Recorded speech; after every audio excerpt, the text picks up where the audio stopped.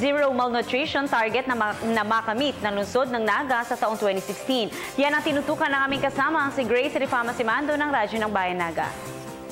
Makamit ng Naga City ang target na zero malnutrition sa lahat ng mga kabataan sa taong 2016.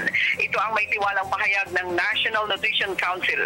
Ayon kay Hygia Catalina Gawe, hepe ng Surveillance on Nutrition, taglay ng lungsod ng Naga ang tatlong elementong magiging daan sa pagkamit ng target goal.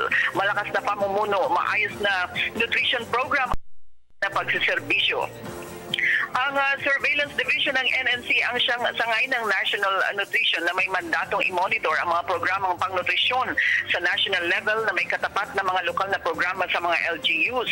Sa ngayon, may 2 barangays na dito sa Naga City ang deklaradong zero malnutrition rate. Ito ay ang mga barangays ng Binaga at San Francisco, pawang matatagpuan sa urban area mismo ng lungsod. Pinapurihan ni Mayor Chan Bongat ang mga masigasig na mga health workers na patuloy na nagbabahay-bahay upang ikampanya ang maayos na nutrisyon sa mga kabataan. Ayon sa NNC, ang malnutrisyon sa isang lugar ay sanhi ng maling pagbibigay ng pagkain, kulang sa breastfeeding at pagkain ng mga junk foods ng mga kabataan. Radyo ng Bayan Naga para sa Telebisyon ng Bayan, Grace Rifama Simando.